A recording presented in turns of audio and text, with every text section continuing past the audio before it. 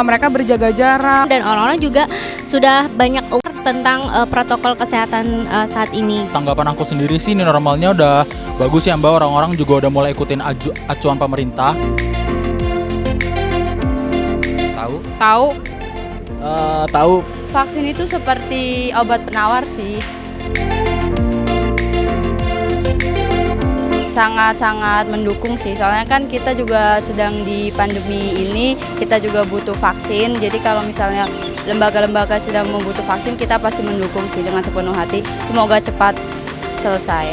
Vaksinnya itu cepat keluar karena biar orang-orang tuh jadi nggak cemas dan nggak takut lagi untuk berdekatan. Jadinya kita kembali normal lagi sih seperti dulu kala. Buat pandemi COVID-19 ini ya, kita semua berharap lah pasti pengen cepat berlalu dan cepat normal seperti dulu. Ya cepet-cepet selesai lah. Semoga semuanya cepat pulih, jadi kita bisa beraktivitas seperti biasa, bisa bertemu dengan teman-teman, dengan kerabat semuanya. Ya, itu tanggapan dari masyarakat sekitar kita tentang yang pasti COVID-19 seperti ini. Pak, kita sudah percaya diri untuk bilang bahwa Indonesia sudah memiliki vaksin untuk ini. Bisa dibilang begitu, Pak? Saat ini belum, tapi insya Allah dalam waktu tidak terlalu lama, artinya sama-sama dengan negara lain, kita akan punya vaksin merah putih. Katanya estimasinya Februari 2021 udah bisa vaksinnya diluncurkan ya Pak? Jadi kami mendapat tugas dan diberi waktu hanya 12 bulan. Dan 12 bulan. Itu sangat-sangat singkat. Karena kalau pengembangan vaksin normal butuh waktu 7-10 tahun, bahkan ada yang 30 tahun belum jadi-jadi juga. 7-10 tahun. Jadi kami hanya diberi waktu 12 bulan untuk mengembangkan bibit vaksinnya. Jadi di laboratorium, setelah itu kami harus menyerahkan ke industri untuk kemudian diformulasi dan dikembangkan menjadi vaksin untuk uji klinis pada manusia. Dan itu semuanya dikerjakan oleh anak-anak Indonesia. Pak, tadi sebelum kita ke segmen ini, di segmen sebelumnya saya sudah sampaikan bahwa plasma convalescent itu, nah itu yang memang saat ini jadi banyak pertanyaan juga. Ini biar pemirsa-pemirsa di rumah juga tentunya pasti sangat ingin tahu sih tentang plasma convalescent itu apa. Bagaimana menurut pendapat Pak Profesor? Ya, jadi plasma konvalesen dasar pemikirannya adalah kalau setiap orang termasuk kita kalau terkena infeksi apapun, mungkin pernah kena cacar atau kena gondongan. Ya. Itu kan biasanya cuma satu kali. Nah, itu berarti di dalam tubuh kita punya antibodi. Antibodi Terhadap virus yang menyerang kita. Ya. Nah, mereka yang sembuh dari coronavirus ini, penyintas COVID-19 ini, juga di dalam tubuhnya punya antibodi. Nah, antibodi itu kalau kita berikan kepada mereka yang masih sedang sakit, itu bisa membantu, bisa menyelamatkan nyawanya. Oh, kalau gitu Pak, Berarti harus didonor sih Pak sebenarnya ya? Ya. Syaratnya apa untuk?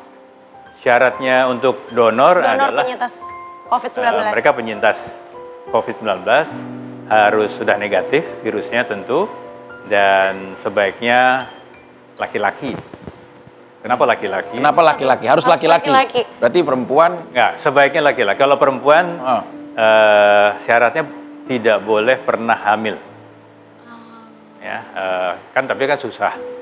Orang belum tentu ngaku kan. Betul. Nah, tapi kita bisa periksa itu. Jadi karena dikhawatirkan ada satu zat anti di dalamnya yang bisa memperberat penyakitnya si pasien. Ya. Nah, kalau laki-laki lebih aman. Nah, tapi kita mesti periksa semuanya, syarat-syarat donor darah juga harus dipenuhi. Dia tidak boleh ada virus hepatitis, HIV, dan sebagainya. Nah, kalau semua ada memenuhi syarat, dia bisa, satu lagi, dia ikhlas, sukarela menjadi donor. Ya, harus mendonorkan ya. Donor. Nah, kalau mereka sudah siap, tinggal diambil nanti. Seperti donor darah aja, keluarkan darahnya, tapi langsung masuk mesin, nanti selnya dikembalikan lagi ke tubuhnya. Jadi diambil hanya plasmanya aja. Seperti itu. Nah, plasma itu bisa nanti diberikan kepada pasien yang cocok golongan darahnya. Ya, jadi itu diharapkan bisa mengikat virus yang ada dalam tubuhnya, sehingga nanti penyembuhan si pasien itu menjadi lebih cepat. Pak Profesor, kita ini kan satu dunia dihadapkan dengan situasi COVID-19 atau virus corona ini. Cuma berbagai macam negara kan kulturnya berbeda, baik secara lingkungan ataupun juga secara ya personal manusianya nih Pak. Ya ada di Italia, dia dengan menganggapnya seperti apa, menghadapi awal virus ini seperti apa, akhirnya berdampak seperti apa, Amerika, China. Nah, sekarang yang saya tanyakan fenomena justru di masyarakat Indonesia sendiri menghadapi virus ini. Nah, bagaimana nih menurut Profesor? Kira-kira kita tepatkah untuk mengambil ya seperti saat ini kondisinya ya gitu loh Pak? Ya, betul sekali. Jadi yang menentukan keberhasilan upaya kita mengendalikan pandemi ini bukan peraturan-peraturan yang sudah ada, Ya. tapi bagaimana masyarakat itu mematuhi. Mematuhi itu akan lebih baik kalau dia memahami. Jadi kita harus membantu mereka untuk memberikan pemahaman yang benar, yang seluas-luasnya, sehingga masyarakat mengerti bahwa mereka harus pakai masker itu kenapa? Bukan hanya karena ada petugas, Ya. tapi mereka sadar masker itu melindungi dirinya dan juga melindungi orang lain. Betul. Kenapa mereka harus cuci tangan? Kenapa mereka harus menghindari kerumunan? Nah itu harus diberi pemahaman, bukan karena, sekali lagi, bukan karena ada petugas baru mereka melaksanakan. Jadi kesadaran dari diri kita sendiri ya Pak ya. Tuh. Oke, tadi sebenarnya sangat ini sekali ya, apa menjadi sebuah wawasan buat kita semua ya, Ilmu apa yang baru banget. telah disampaikan oleh Profesor. Tapi biar lebih kita akan mengkaji lebih luas lagi, kita kedatangan seorang ini dokter yang memang wah di sosial media rame diperbicarakan, bahkan dari Viral. teman-teman wah ini sampai wah dokter ini menjadi pembicaraan yang sangat menghebohkan juga ya. Aku sempat lihat di IGTV-nya dia juga ada kayak debate sama jaring SID. Wow, makanya menarik, nanti kita akan bahas. Langsung saja Menarik kita banget. undang ini dia, Dokter Tirta.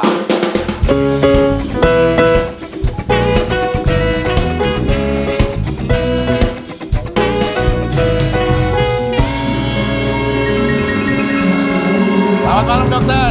Baik, baik. Mantap malam ya. Kalau lihat Dokter Tirta tuh kayak ingat ini ya, apa Saya bilang BTS. Betty Eyes gitu loh. Iya benar. Ya kayak ya band-band Vietnam yang memang Kok Vietnam sih? Korea. Mas, salah Mas. Korea mas. Korea. Oh, udah ada pemegaran wilayah mungkin ya dari Vietnam. Tapi udahlah, lingkakan itu. Tapi kita terima kasih banget nih atas waktunya. Oke, Dokter mantap. kita udah ada di tengah kita Thank you mas semuanya nih. Diki. Nah, ini bicara dari sisi kemanusiaan dulu nih. Dokter Tirta juga kan memiliki usaha nih. Ada Iya. brand lokalnya, ya kan? Terus juga, wah cuci sepatu, titip jual beli sepatu, clothingan dan lain-lain. Kepo ya? Iya dong, saya harus tahu dong. Tapi di situasi kondisi seperti ini nih, akhirnya berdampak juga dong yang pasti untuk Dokter Pasti, Tirta dan usaha-usahanya. Menyikapinya bagaimana dok? Untuk tetap sebagai manusia, aku tetap menjaga ada aliran rezeki Tuhan dari karyawan aku yang disampaikan melalui aku. Tapi satu sisi aku terhimpit dalam situasi ini, semua punya permasalahan ekonomi yang sama. Bagaimana dokter menyikapinya di situasi ini? Pertanyaanmu kayak dosen pak. Iya, aduh. Jadi kalau dari saya alhamdulillah kan pada waktu di tengah COVID itu toko saya ada sekitar 50-an lah. 50. 50. Dan terutama di daerah yang diterapkan PSBB total itu ada di Jakarta, Bandung, terus di Surabaya dan Makassar. Itu hampir tutup separuh. Jadi lebih dari sekitar 20 toko saya tuh close karena menghormati peraturan.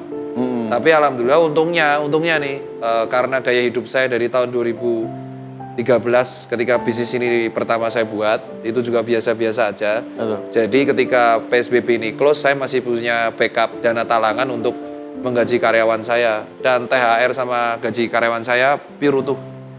Tetap. Utuh. Jadi nggak saya kurangin.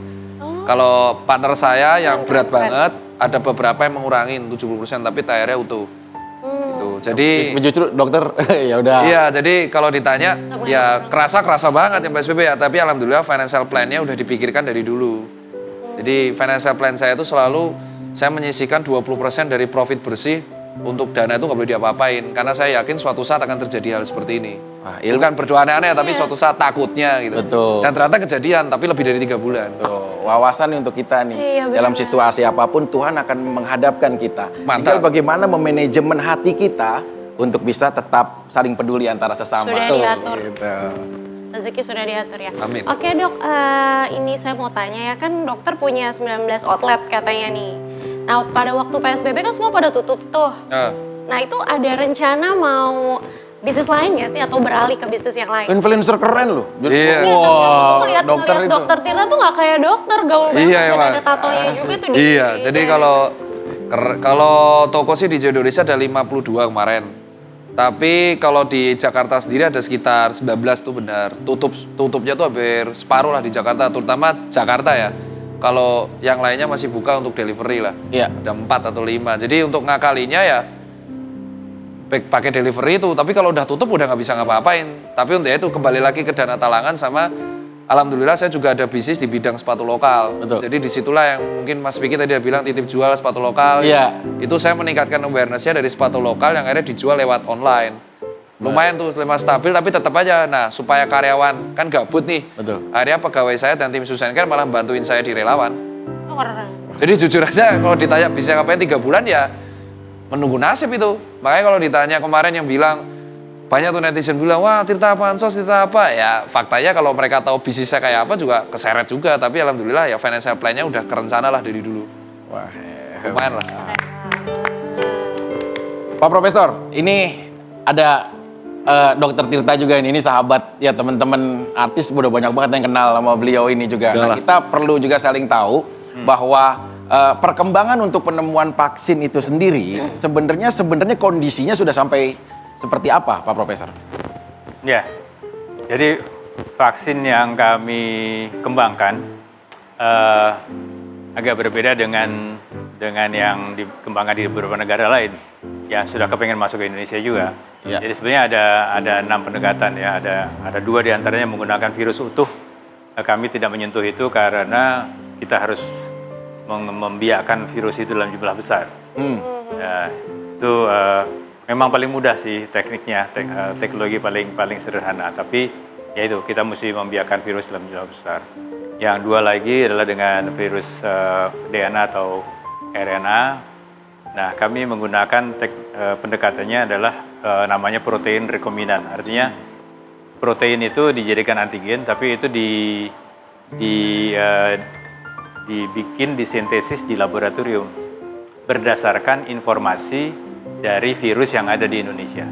Jadi intinya adalah kami mau bikin vaksin yang memang bisa mengatasi virus yang ada di Indonesia. Betul. Ya, jadi karena Indonesia kan negaranya berpenduduk besar. Iya, iya. Kita ini pasar luar biasa. Kalau kita tidak bikin vaksin pasti Jadi dari pasar luar luar. akan jadi pasar dari luar. Sekarang Indonesia menjadi tempat yang paling seksi untuk melakukan uji klinik. Nah, itu yang harus kita imbangi. Jadi Indonesia harus punya kapasitas untuk mengembangkan vaksin sendiri. Tapi Pak Profesor, kabar yang saya terima dari informasi bahwa WHO sendiri sebenarnya sudah menemukan vaksin, tapi belum bisa disebarluasan. Nih bagaimana nih pendapat dari Pak Profesor dulu deh, baru setelahnya Pak Dokter Tirta. Oke, mungkin itu berdasarkan informasi salah satu perusahaan. Tapi sebetulnya belum ada satupun vaksin yang sudah selesai uji kliniknya. Uji kliniknya? Uji klinik belum ada yang selesai. Jadi sebenarnya belum siap sebetulnya vaksin. WHO berarti belum siap?